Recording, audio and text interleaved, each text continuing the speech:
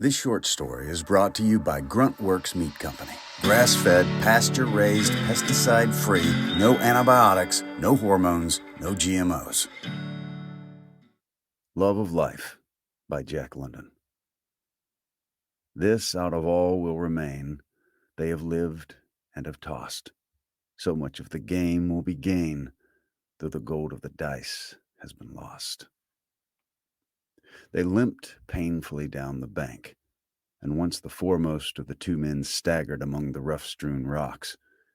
They were tired and weak, and their faces had the drawn expression of patience which comes of hardship long endured. They were heavily burdened with blanket packs which were strapped to their shoulders. Head straps, passing across the forehead, helped support these packs. Each man carried a rifle. They walked in a stooped posture, the shoulders well forward, the head still farther forward, and eyes bent upon the ground. "I wish we had just about 2 of them cartridges that's laying in that cache iron," said the second man. His voice was utterly and drearily expressionless.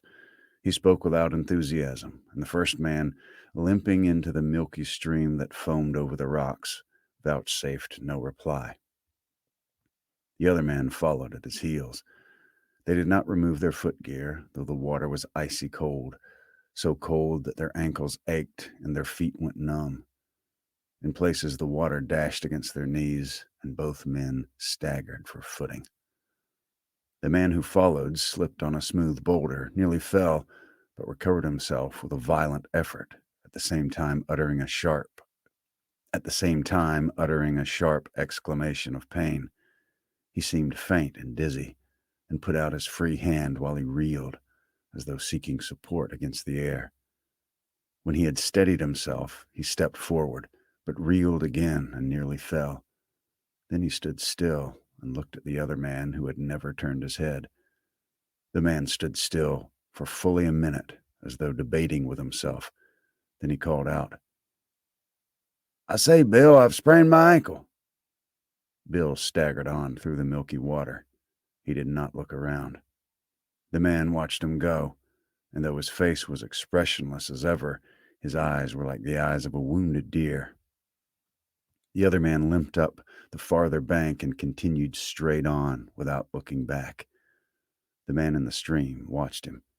His lips trembled a little, so that the rough thatch of brown hair which covered them was visibly agitated. His tongue even strayed out to moisten them. "Bill!" he cried out. It was the pleading cry of a strong man in distress, but Bill's head did not turn.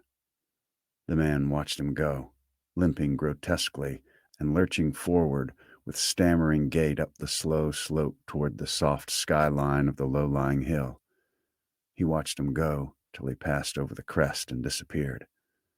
Then he turned his gaze and slowly took in the circle of the world that remained to him now that Bill was gone. Near the horizon, the sun was smoldering dimly, almost obscured by formless mists and vapors, which gave an impression of mass and density without outline or tangibility.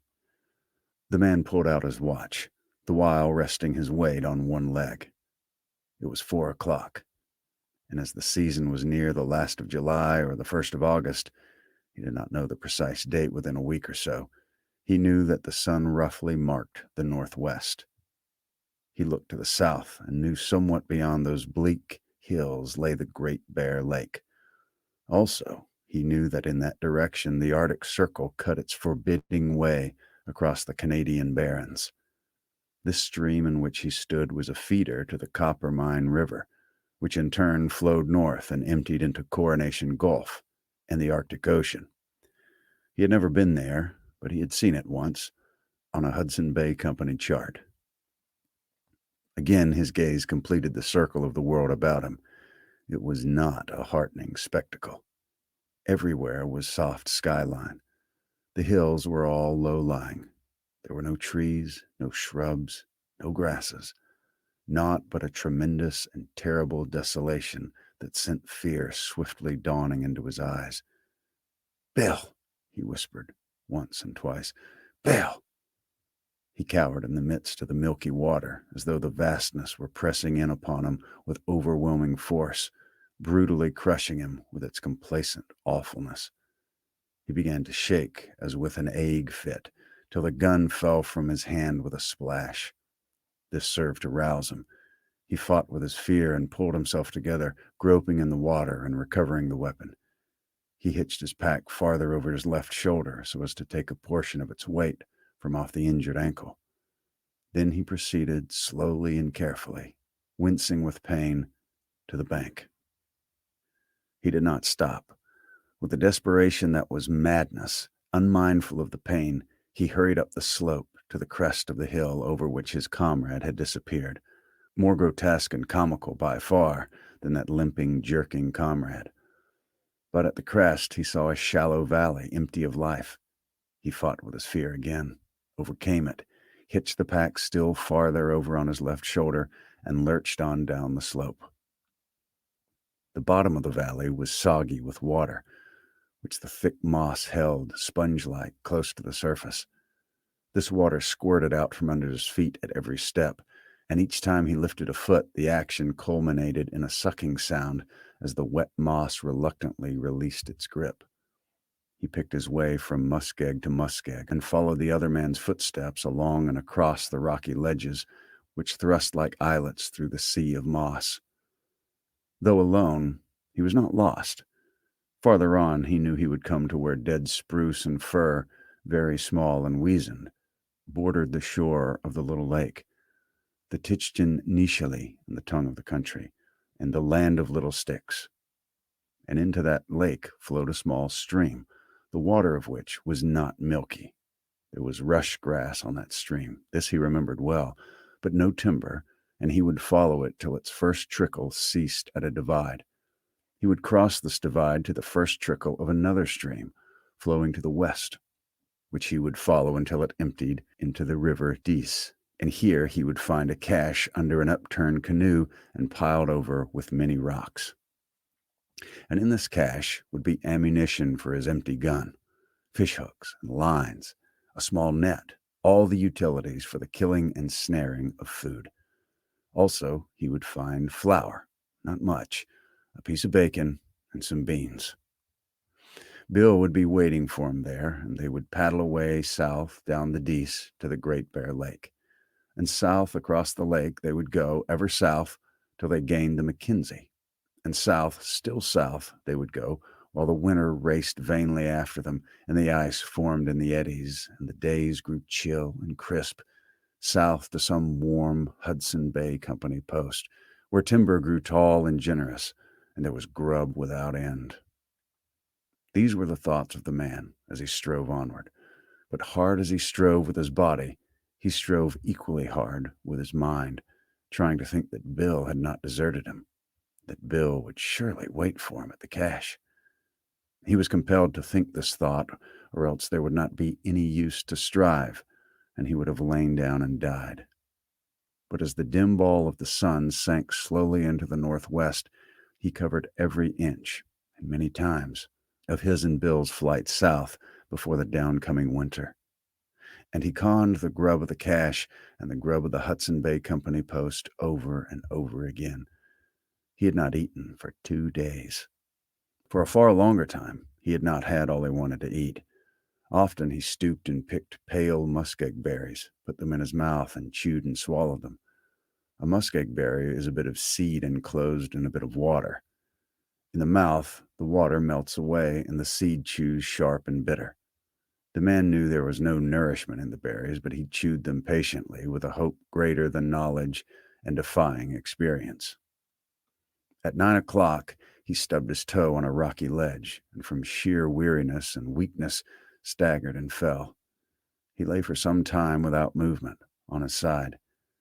Then he slipped out of the pack straps and clumsily dragged himself into a sitting posture. It was not yet dark, and in the lingering twilight he groped about among the rocks for shreds of dry moss. When he had gathered a heap, he built a fire, a smoldering, smudgy fire, and put a tin pot of water on to boil. He unwrapped his pack, and the first thing he did was to count his matches. There were 67. He counted them 3 times to make sure. He divided them into several portions, wrapping them in oil paper, disposing of one bunch in his empty tobacco pouch, of another bunch in the inside band of his battered hat, and a third bunch under his shirt on the chest. This accomplished, a panic came upon him, and he wrapped them all and counted them again. There were still 67. He dried his wet footgear by the fire.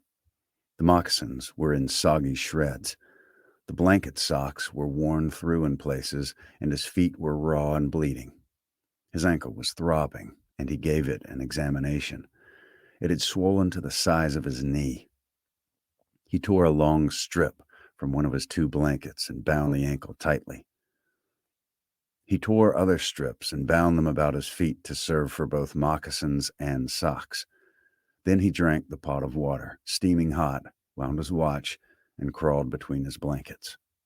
He slept like a dead man. The brief darkness around midnight came and went. The sun arose in the northeast. At least the day dawned in that quarter, for the sun was hidden by gray clouds. At 6 o'clock, he awoke, quietly lying on his back. He gazed straight up into the gray sky and knew that he was hungry. As he rolled over on his elbow, he was startled by a loud snort and saw a bull caribou regarding him with alert curiosity. The animal was not more than 50 feet away, and instantly into the man's mind leaped the vision and the savor of a caribou steak sizzling and frying over a fire. Mechanically, he reached for the empty gun, drew a bead, and pulled the trigger. The bull snorted and leaped away, his hooves rattling and clattering as he fled across the ledges. The man cursed and flung the empty gun from him. He groaned aloud as he started to drag himself to his feet. It was a slow and arduous task. His joints were like rusty hinges. They worked harshly in their sockets, with much friction, and each bending or unbending was accomplished only through a sheer exertion of will. When he finally gained his feet, another minute or so was consumed in straightening up, so that he could stand erect as a man should stand. He crawled up a small knoll and surveyed the prospect. There were no trees, no bushes, nothing but a gray sea of moss, scarcely diversified by gray rocks, gray lakelets, and gray streamlets. The sky was gray. There was no sun nor hint of sun. He had no idea of north, and he had forgotten the way he had come to this spot the night before. But he was not lost. He knew that. Soon he would come to the land of the little sticks. He felt that it lay off to the left somewhere, not far, possibly just over the next low hill. He went back to put his pack into shape for traveling.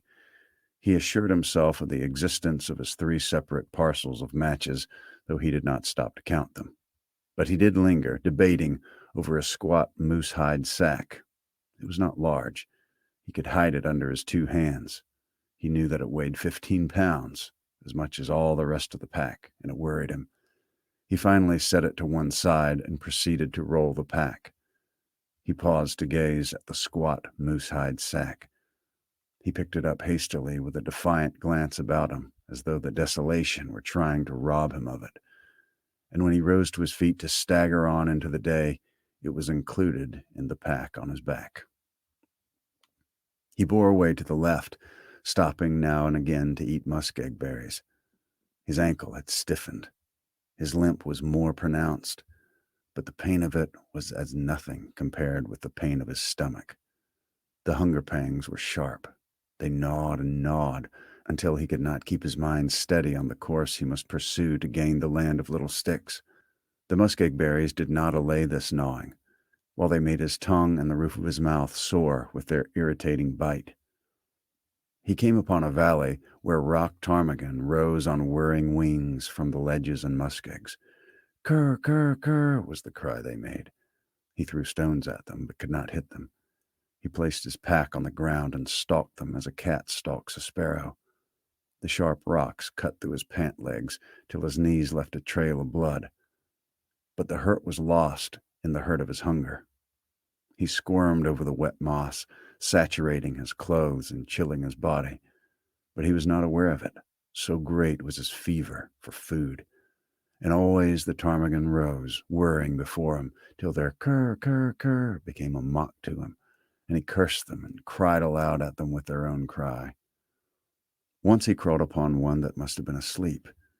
He did not see it till it shot up in his face from its rocky nook. He made a clutch, as startled as was the rise of the ptarmigan, and there remained in his hands 3 tail feathers. As he watched its flight, he hated it, as though it had done him some terrible wrong. Then he returned and shouldered his pack. As the day wore along, he came into valleys or swales where game was more plentiful. A band of caribou passed, 20 and odd animals tantalizingly within rifle range. He felt a wild desire to run after them, a certitude that he could run them down. A black fox came toward him, carrying a ptarmigan in his mouth. The man shouted. It was a fearful cry, but the fox, leaping away in fright, did not drop the ptarmigan. Late in the afternoon, he followed a stream, milky with lime, which ran through sparse patches of rush grass. Grasping these rushes firmly near the root, he pulled up what resembled a young onion sprout no larger than a shingle nail. It was tender, and his teeth sank into it with a crunch that promised deliciously of food. But its fibers were tough. It was composed of stringy filaments, saturated with water, like the berries, and devoid of nourishment. He threw off his pack and went into the rush grass on hands and knees, crunching and munching like some bovine creature. He was very weary and often wished to rest, to lie down and sleep, but he was continually driven on, not so much by his desire to gain the land of little sticks as by his hunger. He searched little ponds for frogs and dug up the earth with his nails for worms, though he knew that in spite of that, neither frogs nor worms existed so far north. He looked into every pool of water vainly, until, as the long twilight came on, he discovered a solitary fish, the size of a minnow, in such a pool. He plunged his arm in up to the shoulder, but it eluded him. He reached for it with both hands and stirred up the milky mud at the bottom. In his excitement, he fell in, wetting himself to the waist. Then the water was too muddy to admit his seeing the fish, and he was compelled to wait until the sediment had settled. The pursuit was renewed till the water was again muddied, but he could not wait. He unstrapped the tin bucket and began to bail the pool. He bailed wildly at first, splashing himself and flinging the water so short a distance that it ran back into the pool. He worked more carefully, striving to be cool, though his heart was pounding against his chest and his hands were trembling. At the end of half an hour, the pool was nearly dry. Not a cupful of water remained, and there were no fish. He found a hidden crevice among the stones through which it had escaped to the adjoining and larger pool, a pool which he could not empty in a night and a day. Had he known of the crevice, he could have closed it with a rock at the beginning, and the fish would have been his. Thus he thought, and crumpled up and sank down upon the wet earth. At first he cried softly to himself. Then he cried loudly, to the pitiless desolation that ringed around him, and for a long time after he was shaken by great dry sobs. He built a fire and warmed himself by drinking quarts of hot water, and made camp on a rocky ledge in the same fashion he had done the night before. The last thing he did was to see that his matches were dry and wind his watch. The blankets were wet and clammy. His ankle pulsed with pain. But he knew only that he was hungry, and through his restless sleep he dreamed of feasts and banquets and of food served and spread in all imaginable ways. He awoke chilled and sick. There was no sun.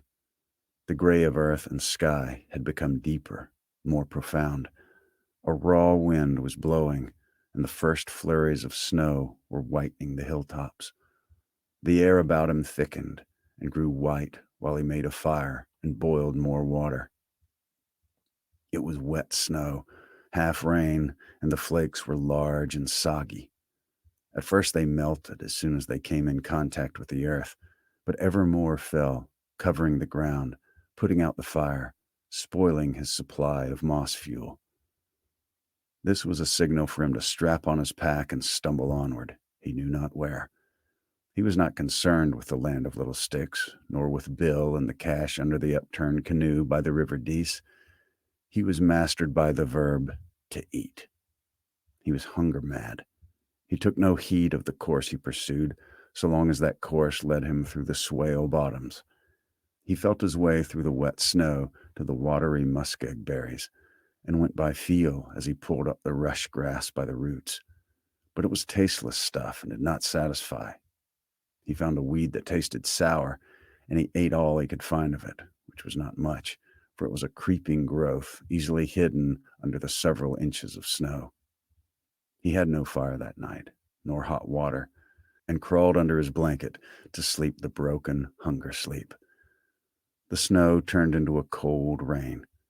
He awakened many times to feel it falling on his upturned face. Day came, a gray day and no sun. It had ceased raining.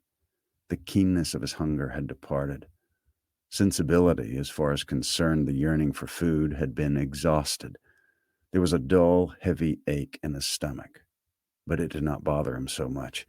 He was more rational, and once more he was chiefly interested in the land of little sticks and the cache by the river Dease. He ripped the remnant of one of his blankets into strips and bound his bleeding feet. Also, he re-cinched the injured ankle and prepared himself for a day of travel. When he came to his pack, he paused long over the squat moose-hide sack, but in the end it went with him. The snow had melted under the rain, and only the hilltops showed white. The sun came out, and he succeeded in locating the points of the compass, though he knew now that he was lost. Perhaps in his previous days' wanderings he had edged away too far to the left. He now bore off to the right to counteract the possible deviation from his true course. Though the hunger pangs were no longer so exquisite, he realized that he was weak. He was compelled to pause for frequent rests when he attacked the muskeg berries and rush grass patches. His tongue felt dry and large, as though covered with a fine, hairy growth, and it tasted bitter in his mouth. His heart gave him a great deal of trouble. When he had traveled a few minutes, it would begin a remorseless thump, thump, thump, and then leap up and away in a painful flutter of beats that choked him and made him go faint and dizzy. In the middle of the day, he found 2 minnows in a large pool. It was impossible to bail it, but he was calmer now and managed to catch them in his tin bucket. They were no longer than his little finger, but he was not particularly hungry. The dull ache in his stomach had been growing duller and fainter. It seemed almost that his stomach was dozing. He ate the fish raw, masticating with painstaking care, for the eating was an act of pure reason. While he had no desire to eat, he knew that he must eat to live. In the evening, he caught 3 more minnows, eating 2 and saving the third for breakfast. The sun had dried stray shreds of moss, and he was able to warm himself with hot water. He had not covered more than 10 miles that day, and the next day, traveling wherever his heart permitted him, he covered no more than 5 miles. But his stomach did not give him the slightest uneasiness. It had gone to sleep.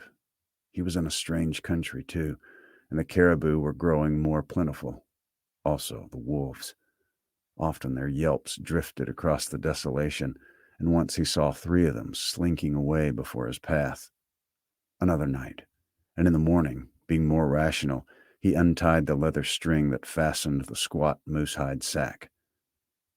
From its open mouth poured a yellow stream of coarse gold dust and nuggets. He roughly divided the gold in halves, caching 1/2 on a prominent ledge, wrapped in a piece of blanket, and returning the other half to the sack. He also began to use strips of the one remaining blanket for his feet. He still clung to his gun, for there were cartridges in that cache by the river Dease. This was a day of fog, and this day hunger woke him again. He was very weak and was afflicted with a giddiness which had at times blinded him.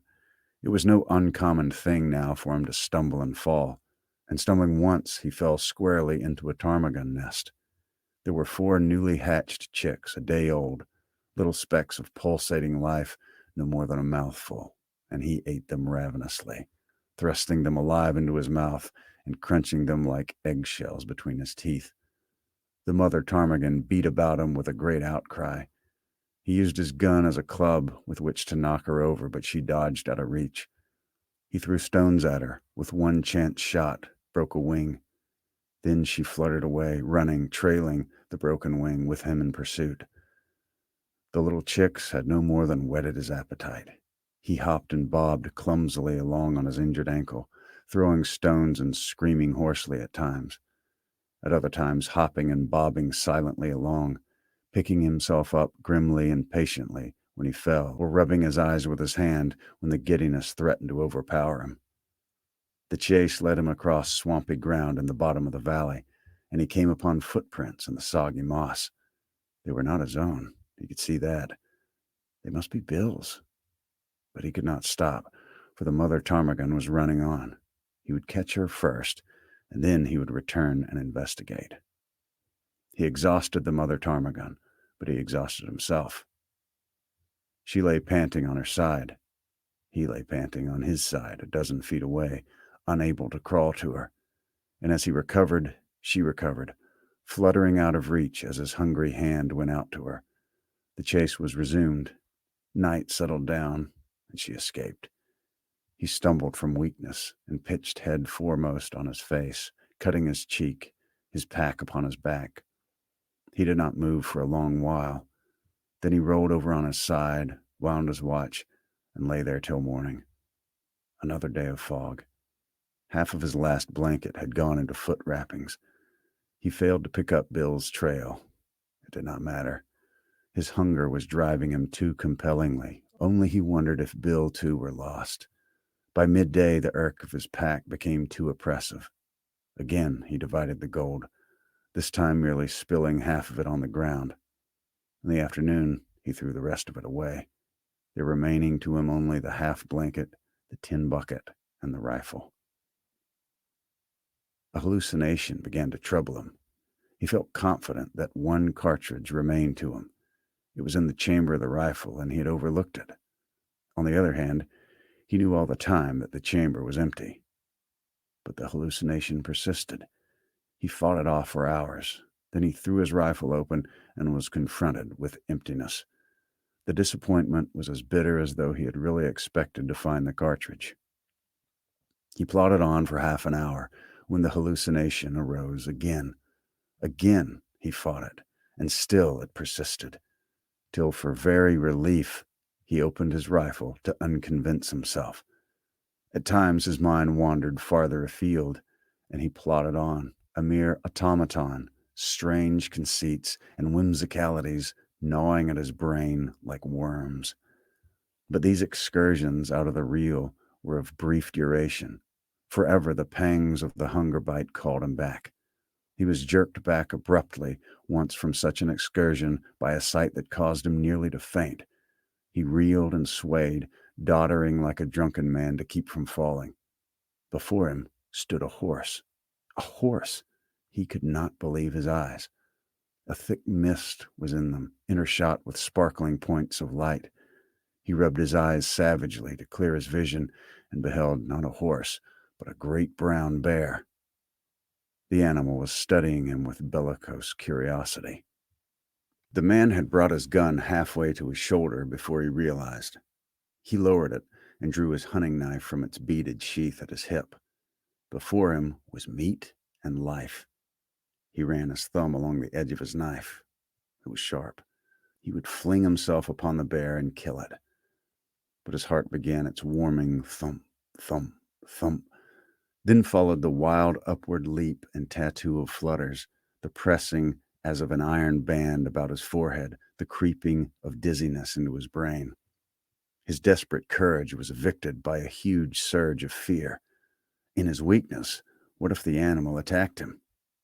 He drew himself up to his most imposing stature, gripping the knife and staring hard at the bear. The bear advanced clumsily a couple of steps, reared up, and gave vent to a tentative growl. If the man ran, he would run after him. But the man did not run. He was animated now with the courage of fear. He too growled savagely, terribly, voicing the fear that is to life germane and that lies twisted about life's deepest roots. The bear edged away to one side, growling menacingly, himself appalled by this mysterious creature that appeared upright and unafraid. But the man did not move. He stood like a statue till the danger was past, when he yielded to a fit of trembling and sank down into the wet moss. He pulled himself together and went on, afraid now in a new way. It was not the fear that he should die passively from lack of food, but that he should be destroyed violently before starvation had exhausted the last particle of the endeavor in him that made toward surviving. There were the wolves. Back and forth across the desolation drifted their howls, weaving the very air into a fabric of menace that was so tangible that he found himself, arms in the air, pressing it back from him as it might be the walls of a wind-blown tent. Now and again the wolves, in packs of 2 and 3, crossed his path, but they steered clear of him. They were not in sufficient numbers. Besides, they were hunting the caribou, which did not battle, while this strange creature that walked erect might scratch and bite. In the afternoon, he came upon scattered bones where the wolves had made a kill. The debris had been a caribou calf an hour before, squawking and running and very much alive. He contemplated the bones, clean picked and polished, pink with the cell life in them which had not yet died. Could it possibly be that he might be that ere the day was done? Such was life, eh? A vain and fleeting thing. It was only life that pained. There was no hurt in death. To die was to sleep. It meant cessation, rest. Then why was he not content to die? But he did not moralize long. He was squatting in the moss, a bone in his mouth, sucking at the shreds of life that still dyed it faintly pink. The sweet, meaty taste, thin and elusive, almost as a memory, maddened him. He closed his jaws on the bone and crunched. Sometimes it was the bone that broke, sometimes his teeth. Then he crushed the bones between rocks, pounded them to a pulp, and swallowed them. He pounded his fingers, too, in his haste, and found yet a moment in which to feel surprise at the fact that his fingers did not hurt much when caught under the descending rock. Came frightful days of snow and rain. He did not know when he made camp, when he broke camp. He traveled in the night as much as in the day. He rested wherever he fell, crawled on whenever the dying life in him flickered up and burned less dimly. He, as a man, no longer strove. It was the life in him, unwilling to die, that drove him on. He did not suffer. His nerves had become blunted, numb, while his mind was filled with weird visions and delicious dreams. But ever he sucked and chewed on the crushed bones of the caribou calf, the least remnants of which he had gathered up and carried with him. He crossed no more hills or divides, but automatically followed a large stream which flowed through a wide and shallow valley. He did not see this stream nor this valley. He saw nothing save visions. Soul and body walked or crawled side by side, yet apart, so slender was the thread that bound them. He awoke in his right mind, lying on his back on a rocky ledge. The sun was shining bright and warm. Afar off, he heard the squawking of caribou calves. He was aware of vague memories of rain and wind and snow. But whether he had been beaten by the storm for 2 days or 2 weeks, he did not know. For some time, he lay without movement, the genial sunshine pouring upon him and saturating his miserable body with its warmth. A fine day, he thought. Perhaps he could manage to locate himself. By a painful effort, he rolled over on his side. Below him flowed a wide and sluggish river. Its unfamiliarity puzzled him. Slowly, he followed it with his eyes, winding in wide sweeps among the bleak, bare hills, bleaker and barer and lower lying than any hills he had yet encountered. Slowly, deliberately, without excitement or more than the most casual interest, he followed the course of the strange stream toward the skyline and saw it emptying into a bright and shining sea. He was still unexcited. Most unusual, he thought, a vision or a mirage, more likely a vision, a trick of his disordered mind. He was confirmed in this by sight of a ship lying at anchor in the midst of the shining sea. He closed his eyes for a while, then opened them. Strange how the vision persisted. Yet not strange.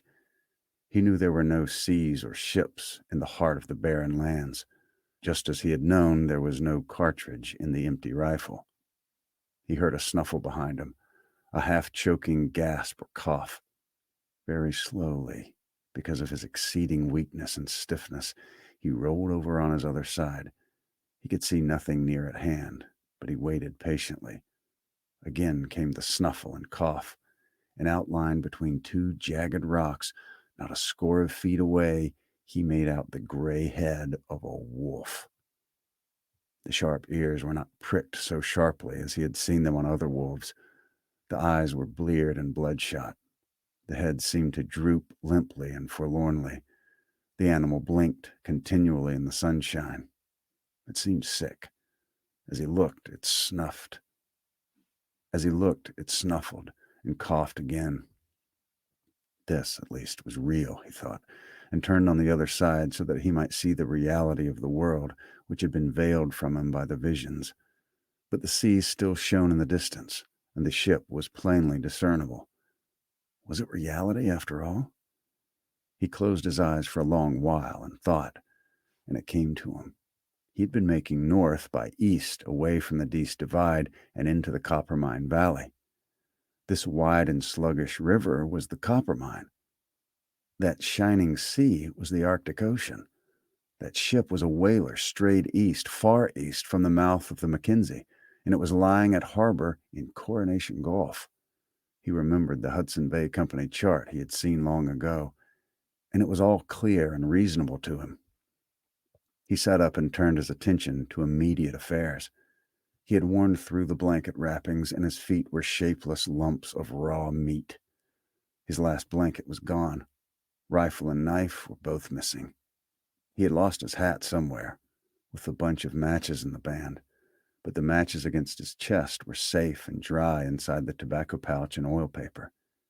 He looked at his watch. It marked 11 o'clock and was still running. Evidently, he had kept it wound. He was calm and collected. Though extremely weak, he had no sensation of pain.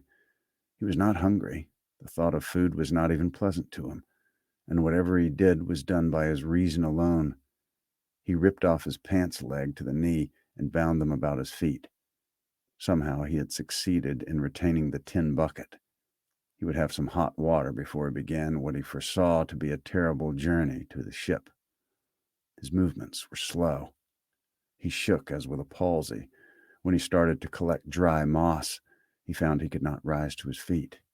He tried again and again, then contented himself with crawling about on hands and feet. Once he crawled near to the sick wolf. The animal dragged itself reluctantly out of his way, licking its chops with a tongue that seemed hardly to have the strength to curl. The man noticed that the tongue was not the customary healthy red. It was a yellowish brown and seemed coated with a rough and half-dry mucus. After he had drunk a quart of hot water, the man found he was able to stand, and even to walk as well as a dying man might be supposed to walk. Every minute or so he was compelled to rest. His steps were feeble and uncertain, just as the wolf's that trailed him were feeble and uncertain. And that night, when the shining sea was blotted out by blackness, he knew he was nearer to it by no more than 4 miles. Throughout the night, he heard the cough of the sick wolf, and now and then the squawking of the caribou calves. There was life all around him, but it was a strong life, very much alive and well, and he knew the sick wolf clung to the sick man's trail in the hope that he would die first. In the morning, on opening his eyes, he beheld it regarding him with a wistful and hungry stare. It stood crouched, with tail between its legs, like a miserable and woebegone dog. It shivered in the chill morning wind and grinned dispiritedly when the man spoke to it in a voice that achieved no more than a hoarse whisper. The sun rose brightly, And all morning the man tottered and fell toward the ship on the shining sea. The weather was perfect. It was the brief Indian summer of the high latitudes. It might last a week. Tomorrow or next day it might be gone. In the afternoon, the man came upon a trail. It was of another man who did not walk but dragged himself on all fours. The man thought it might be Bill, but he thought in a dull, uninterested way. He had no curiosity. In fact, sensation and emotion had left him. He was no longer susceptible to pain. Stomach and nerves had gone to sleep. Yet the life that was in him drove him on. He was very weary, but it refused to die. It was because it refused to die that he still ate muskeg berries and minnows, drank his hot water, and kept a wary eye on the sick wolf. He followed the trail of the other man who dragged himself along and soon came to the end of it. A few fresh-picked bones where the soggy moss was marked by the footpads of many wolves. He saw a squat moose-hide sack, mate to his own, which had been torn by sharp teeth. He picked it up, though its weight was almost too much for his feeble fingers. Bill had carried it to the last. He would have the laugh on Bill. He would survive and carry it to the ship in the shining sea. His mirth was hoarse and ghastly, like a raven's croak, and the sick wolf joined him. The man ceased suddenly. How could he have the laugh on Bill, if that were Bill? If those bones, so pinky white and clean, were Bill? He turned away. Well, Bill had deserted him, but he would not take the gold, nor would he suck Bill's bones. Bill would have, though, had it been the other way around, he mused as he staggered on. He came to a pool of water. Stooping over in quest of minnows, he jerked his head back, as though he had been stung. He had caught sight of his reflected face. So horrible was it that sensibility awoke long enough to be shocked. There were 3 minnows in the pool, which was too large to drain, and after several ineffectual attempts to catch them in the tin bucket, he forbore. He was afraid, because of his great weakness, that he might fall in and drown. It was for this reason that he did not trust himself to the river astride one of the many drift logs which lined the sand pits. That day he decreased the distance between him and the ship by 3 miles, the next day by 2, for he was crawling now as Bill had crawled, and the end of the 5th day found the ship still 7 miles away, and him unable to make even a mile a day. Still the Indian summer held on, and he continued to crawl and faint, turn and turn about, and ever the sick wolf coughed and wheezed at his heels. His knees had become raw meat, like his feet, and though he patted them with the shirt from his back, it was a red track he left behind him on the moss and stones. Once, glancing back, he saw the wolf licking hungrily his bleeding trail, and he saw sharply what his own end might be, unless he could get the wolf. Then began as grim a tragedy of existence as was ever played. A sick man that crawled, a sick wolf that limped, 2 creatures dragging their dying carcasses across the desolation and hunting each other's lives. Had it been a well-wolf, it would not have mattered so much to the man. But the thought of going to feed the maw of that loathsome and all but dead thing was repugnant to him. He was finicky. His mind began to wander again, and to be perplexed by hallucinations, while his lucid intervals grew rarer and shorter. He was awakened once by a feint from a wheeze close in his ear. The wolf leaped lamely back, losing its footing and falling in its weakness. It was ludicrous, but he was not amused, nor was he even afraid. He was too far gone for that, but his mind was for the moment clear, and he lay and considered. The ship was no more than 4 miles away. He could see it quite distinctly when he rubbed the mists out of his eyes, and he could see the white sail of a small boat cutting the water of the shining sea. But he could never crawl those 4 miles. He knew that, and he was very calm in the knowledge. He knew he could not crawl half a mile, and yet he wanted to live. It It was unreasonable that he should die after all he had undergone. Fate asked too much of him, and dying, he declined to die. It was stark madness, perhaps, but in the very grip of death, he defied death and refused to die. He closed his eyes and composed himself with infinite precaution. He steeled himself to keep above the suffocating languor that lapped like a rising tide through all the wells of his being. It was very like a sea, this deadly languor that rose and drowned his consciousness bit by bit. Sometimes he was all but submerged, swimming through oblivion with a faltering stroke, and again by some strange alchemy of soul, he would find another shred of will and strike out more strongly. Without movement, he lay on his back, and he could hear, slowly drawing near and nearer, the wheezing intake and output of the sick wolf's breath. It drew closer, ever closer, through an infinitude of time, and he did not move. It was at his ear. The harsh, dry tongue grated like sandpaper against his cheek. His hands shot out, or at least he willed them to shoot out. The fingers were curved like talons, but they closed on empty air. Swiftness and certitude require strength, and the man had not this strength. The patience of the wolf was terrible. The man's patience was no less terrible. For half a day he lay motionless, fighting off unconsciousness and waiting for that thing that was to feed upon him and upon which he wished to feed. Sometimes the languid sea rose over him and he dreamed long dreams, but ever through it all, waking and dreaming, he waited for the wheezing breath and the harsh caress of the tongue. He did not hear the breath, and he slipped slowly from some dream to the feel of the tongue along his hand. He waited. The fangs pressed softly. The pressure increased. The wolf was exerting its last strength in an effort to sink teeth in food for which it had waited so long. But the man had waited long, and the lacerated hand closed on the jaw. Slowly, while the wolf struggled feebly, and the hand clutched feebly, the other hand crept across to a grip. 5 minutes later, the whole weight of the man's body was on top of the wolf. The hand had not sufficient strength to choke the wolf, but the face of the man was pressed close to the throat of the wolf, and the mouth of the man was full of hair. At the end of half an hour, the man was aware of a warm trickle in his throat. It was not pleasant. It was like molten lead being forced into his stomach, and it was forced by his will alone. Later, the man rolled over on his back and slept. There were some members of a scientific expedition on the whale ship Bedford.